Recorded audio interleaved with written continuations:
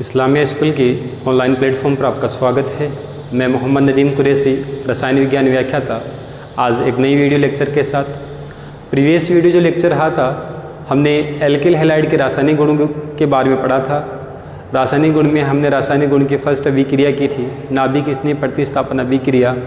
और मैंने आपको बताया था कि नाभिक स्नेह प्रतिस्थापन अभिक्रिया को क्रियाविधि के आधार पर दो प्रकार में बांटा गया था।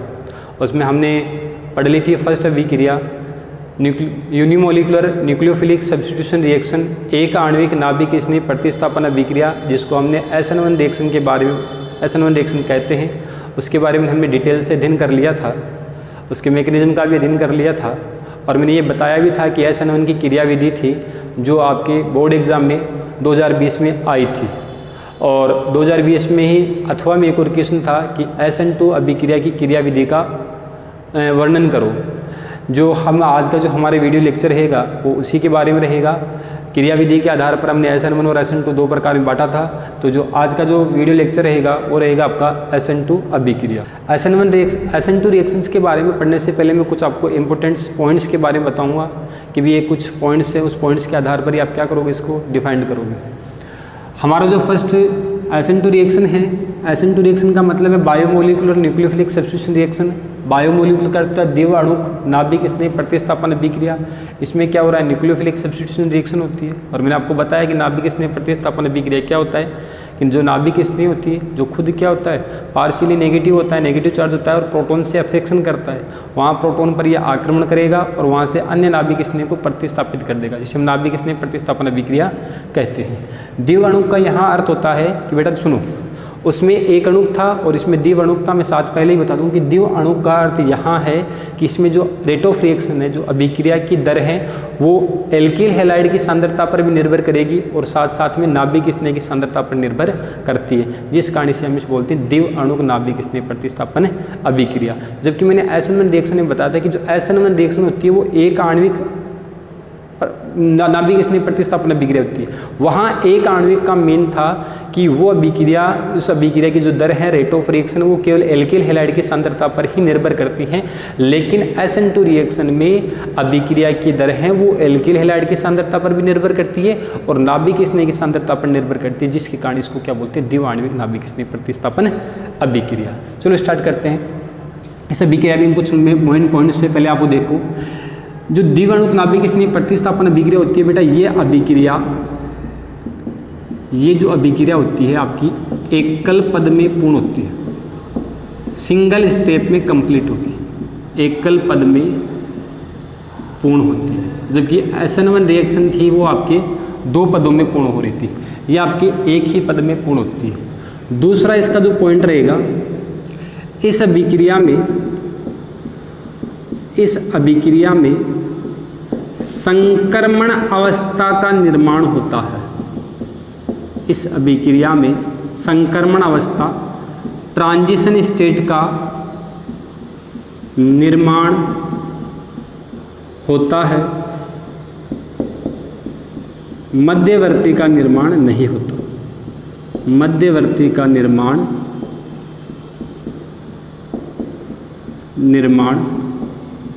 नहीं होता। अभिक्रिया एक पद में पूर्ण होगी, अभिक्रिया में संक्रमण अवस्था का निर्माण होगा। तीसरा है कि संक्रमण अवस्था जब बनती है, संक्रमण अवस्था के निर्माण के दौरान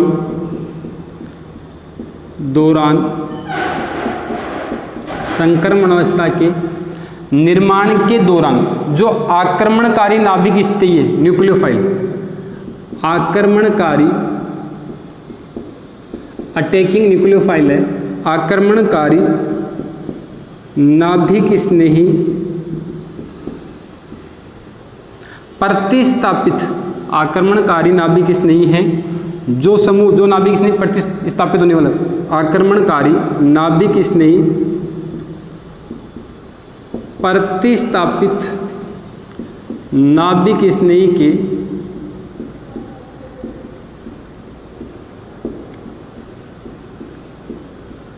विपरीत दिशा से अर्थात 180 डिग्री बंद कोण के अंतर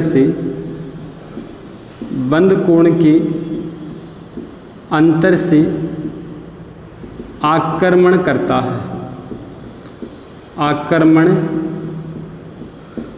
है जिसे पश्च आक्रमण के नाम से जाना जाता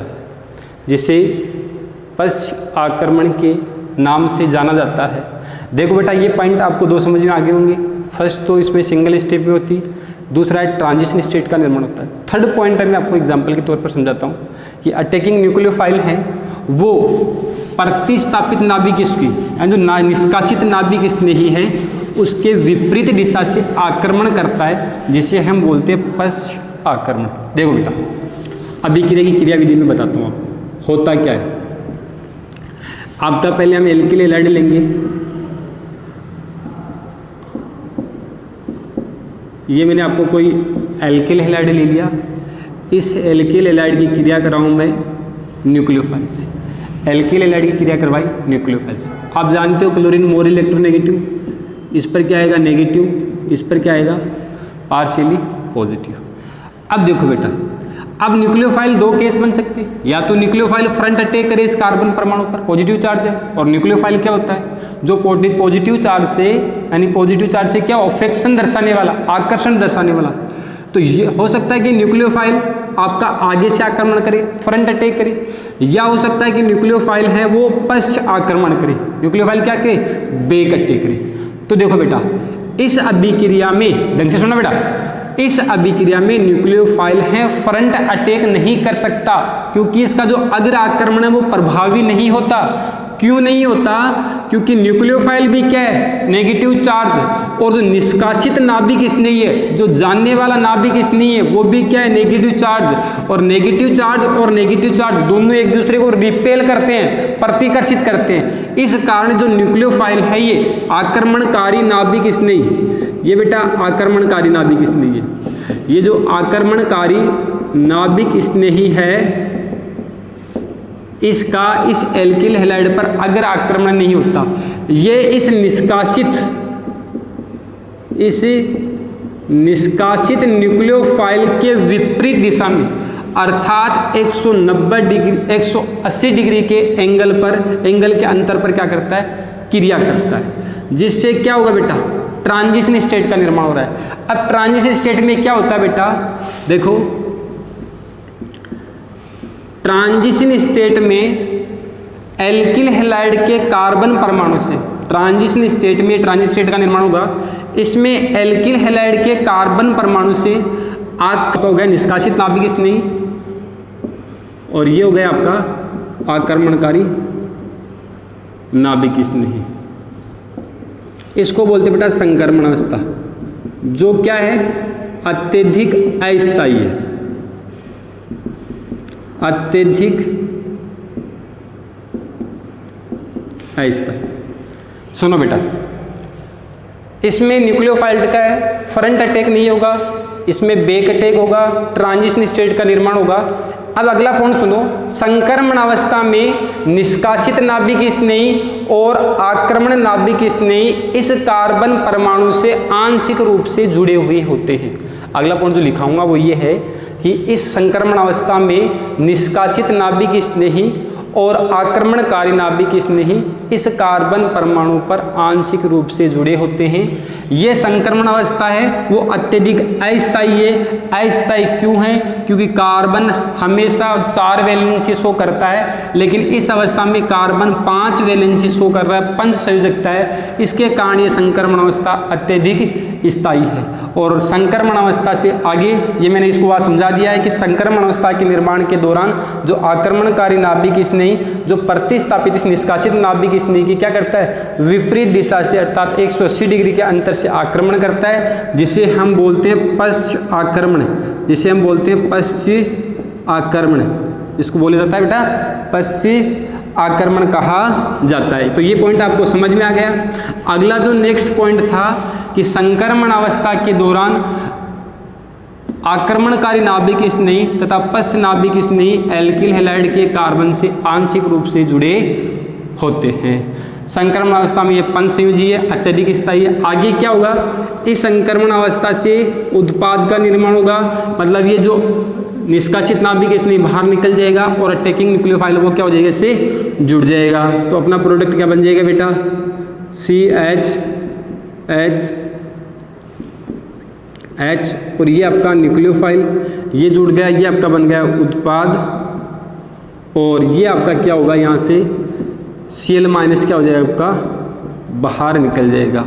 तो ये निष्कासित है, वो निष्कासित नाभिक स्थिति। ये आपकी इस प्रकार की एक क्रियाविधि है, ट्रांजिट स्टेट से उत्पाद बन गया। अब देखो बेटा इसमें अगला जो नेक्स्ट पॉइंट रहेगा, नेक्स्ट पॉइंट सुनो इसमें कि इसमें इस अभिक्रिया में जो अभिकारक का विन्यास है, इस अभिक्रिया में जो उत्पाद का विन्यास प्राप्त होता है, उत्पाद का जो रीअरेंजमेंट है, उत्पाद का जो अभिविन्यास है वो अभिकारक के विन्यास से विपरीत होता है। देखो बेटा इसमें क्लोरीन परमाणु इस साइड है, आप बोल सकते हो उसको फ्रंट साइड में, और न्यूक्लियोफाइल किधर अटैक कर रहा है, इसके बैक साइड में। तो इस अभिक्रिया में जो उत्पाद का विन्यास प्राप्त होता है वो अभिकारक के विन्यास से विपरीत होता है, यानी अभिक्रिया के विन्यास से क्या होता है, विपरीत होता है, जिसे हम बोलते हैं प्रतिपन। क्या बोलते हैं, प्रतिपन। और इसका नाम होता है बेटा वाल्डन प्रतिपन, इसको वाल्डन प्रतिपन के नाम से भी जाना जाता है। तो आपको पूछे कि SN2 अभिक्रिया में किस प्रकार के उत्पाद का विन्यास किस प्रकार का होगा, तो आप बोलोगे वाल्डन प्रतिपन, यानी इसमें जो अभिकारक का विन्यास होगा उसके विपरीत विन्यास होता है किसका, उत्पाद का, जिसको हम बोलते हैं वाल्डन प्रतिपन, इंग्लिश में बोलते हैं इसको वाल्डन इन्वर्जन। आई बात समझ में बेटा, 4 पॉइंट बता दिए मैंने। अगला जो नेक्स्ट पॉइंट रहेगा हमारा, मैं इसको मिटा देता हूँ। नेक्स्ट पॉइंट रहेगा हमारा 6 नंबर, SN2 अभिक्रिया की क्रियाशीलता का क्रम देखिए। SN2 अभिक्रिया की क्रियाशीलता, तो देखो बेटा SN2 अभिक्रिया की जो क्रियाशीलता का क्रम होता है वो SN1 के विपरीत होता है। SN1 की क्रियाशीलता का क्रम होता है 3 degree, 2 degree, 1 degree, 0 degree alkyl halide, लेकिन इसमें होता है आपके 1 डिग्री,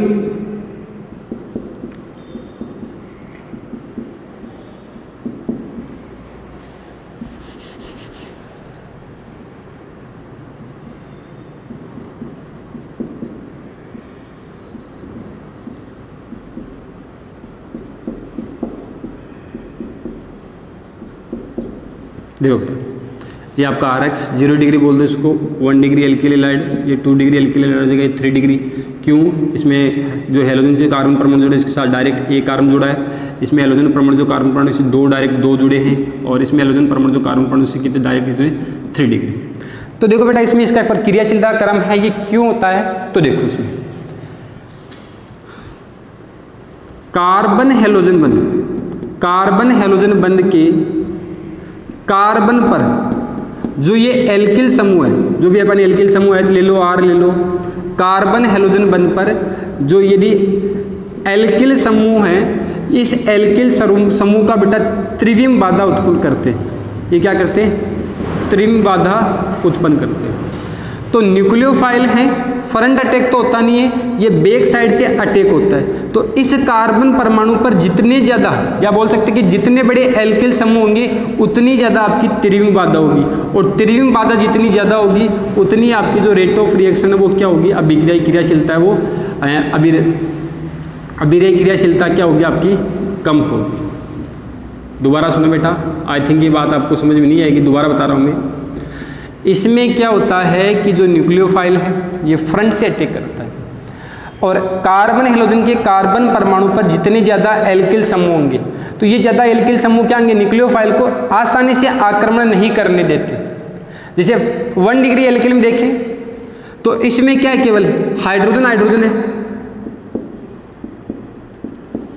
और आसानी से क्या करेगा, न्यूक्लियोफाइल आक्रमण करेगा, क्योंकि हाइड्रोजन का जो त्रिविम बाधा है ये थोड़ा कम लगेगा किसकी तुलना में, 3 डिग्री में। 3 डिग्री में देखो क्या आपके बड़े बड़े कार्बन के साथ साथ मेथिल समूह जुड़ रहे हैं, 3 मेथिल समूह जुड़ रहे हैं, तो इनका त्रिविम ज़्यादा लगता है। त्रिविम बाधा क्या होती है, इनकी ज़्यादा होती है।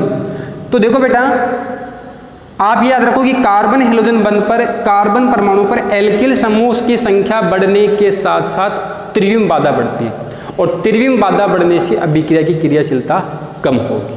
3 डिग्री कार्बोकेटाइन, ये जो 3 डिग्री एल्किल हैलाइड है, इसमें क्या होता है, कार्बन से 3 एल्किल समूह जुड़े, 3 मेथिल समूह जुड़े, तो 3 मेथिल समूह का जो त्रिविम बाधा है इनकी कंपेयर में क्या होगा, ज़्यादा होगा, तो इसकी अभिक्रिया क्रियाशीलता कम होगी और इसकी क्रियाशीलता क्या होगी, ज़्यादा होगी।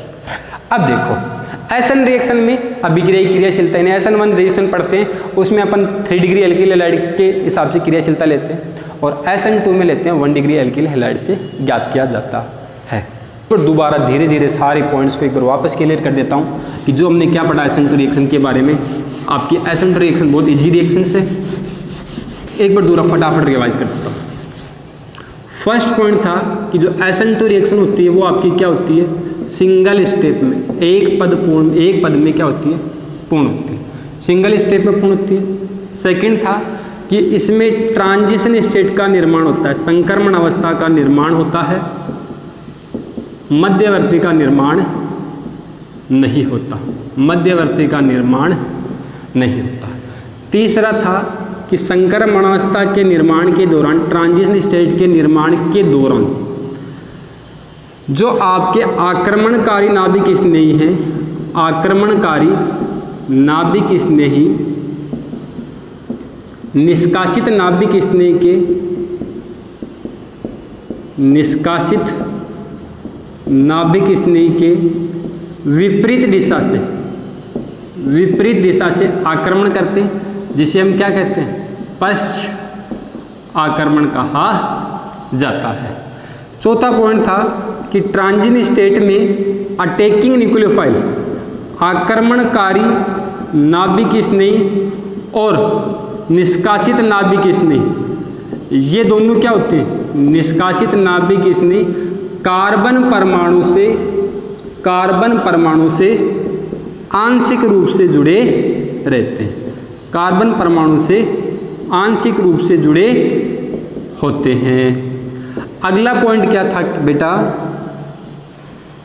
5वां पॉइंट क्या था कि इसमें क्या होता है कि एल्किल हैलाइड में जो अपन को जो ट्रांजिशन स्टेट से उत्पाद मिलता है, उत्पाद का जो विन्यास है, उत्पाद का विन्यास अभिकारक के, इंपॉर्टेंट पॉइंट पर ध्यान रखना, अभिकारक के विन्यास से विपरीत होता है, अभिकारक के विन्यास से विपरीत होता है, जिसे हम क्या बोलते हैं, जिसे वाल्डन प्रतिपन्न के नाम से जाना जाता है, वाल्डन प्रतिपन्न के नाम से जाना जाता है। 5 पॉइंट तो ये थे आपके बेटा। इसको द्विअणु क्यों बोलते हैं बेटा, इंपॉर्टेंट यही है। इसका नेक्स्ट पॉइंट था कि अभिक्रिया सिंगल स्टेप में होती है, तो जो रेट ऑफ रिएक्शन है, आपकी अभिक्रिया की दर है, वो एल्किल हैलाइड की सांद्रता पर भी निर्भर करती है और न्यूक्लियोफाइल की सांद्रता पर निर्भर करती है। अभिक्रिया की दर है वो एल्किल हैलाइड की सांद्रता पर निर्भर करती है और साथ ही साथ नाभिक स्नेह की सांद्रता पर निर्भर करती है, जिस कारण इसको क्या बोलते हैं, द्विअणुक अभिक्रिया, क्योंकि यहाँ अभिक्रिया की ऑर्डर क्या हो जाएगा, 1 और 1 2, तो ऑर्डर 2 होने पर तो इस अभिक्रिया को क्या बोलेंगे, द्विअणुक नाभिक स्नेह प्रतिस्थापन अभिक्रिया। अगला जो लास्ट पॉइंट है कि यदि क्रियाशीलता का क्रम देखें तो क्रियाशीलता का क्रम होता है, इसकी क्रियाशीलता का क्रम होता है 1 डिग्री, या बोलो 0 डिग्री CH3X, फिर 1 डिग्री, 2 डिग्री और 3 डिग्री। कारण क्या बताओगे, त्रिविम बाधा। कारण क्या बताओगे बेटा, त्रिविम बाधा। त्रिविम बाधा में क्या बताओगे कि कार्बन हैलोजन बंध से, कार्बन हैलोजन बंध पर यदि एल्किल समूह ज़्यादा है या एल्किल समूह का आकार ज़्यादा है तो ये न्यूक्लियोफाइल को क्या करने देते हैं, न्यूक्लियोफाइल का आसानी से आक्रमण नहीं होता। आसानी से आक्रमण नहीं होगा तो अभिक्रिया क्रियाशीलता क्या होगी, कम होगी। यदि हम यहाँ एग्जाम्पल के तौर पर हाइड्रोजन लें तो इनकी त्रिविम बाधा कम लगता है, आसानी से आक्रमण होगा और क्या होगा, अधिक क्रियाशील होगा। और देखिए कि वे SN रिएक्शन हैं वो तो आपकी SN1 रिएक्शन वो करती है आपकी 3 डिग्री एल्किल हैलाइड से क्रियाविधि करती है, और जो SN2 रिएक्शन है वो आपकी प्राथमिक एल्किल हैलाइड से क्रियाविधि करता है। मैंने प्रीवियस वीडियो में आपको मैं एक क्वेश्चन देके गया था, जो मैंने बताया था कि ये आपके 2020 में क्वेश्चन है। वो क्वेश्चन था कि एल्लिल क्लोराइड में आपको एल्लिल क्लोराइड में एल्लिल कार्बन परमाणु का आपको संकरण ज्ञात करना है। इस कार्बन परमाणु का आपका क्या ज्ञात करना है? संकरण ज्ञात करना है। तो देखो बेटा, ये कार्बन परमाणु है, इसमें सिग्मा बंधों की संख्या 1 2 3 4 सिग्मा बंध हैं, तो इसका संकरण क्या हो जाएगा? sp3। और आज का जो हमारा वीडियो क्लास का जो होमवर्क रहेगा, जो 2020 में क्वेश्चन है आपके, तो आपको बताना है कि बेंजिल क्लोराइड में कार्बन परमाणु का संकरण या संकरण अवस्था बताइए। संकरण अवस्था बताइए।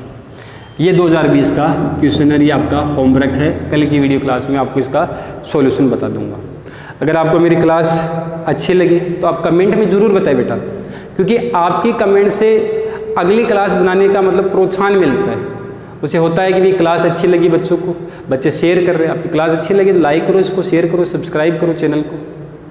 और लॉकडाउन है बेटा, अभी आपके पास फुल टाइम है, अभी स्कूल का ऑफलाइन का भी कोई इन्फॉर्मेशन ऐसे नहीं है, तो आपके आने वाले टाइम पर बेटा ये चीज़ें काम बहुत आएगी। तो वक्त है, वक्त को यूटिलाइज करो। आप वक्त के साथ चलोगे तो वक्त आपके साथ चलेगा, आप अपनी कामयाबी, अपने ड्रीम्स को लेकर सक्सेस हो जाओगे। Thank you.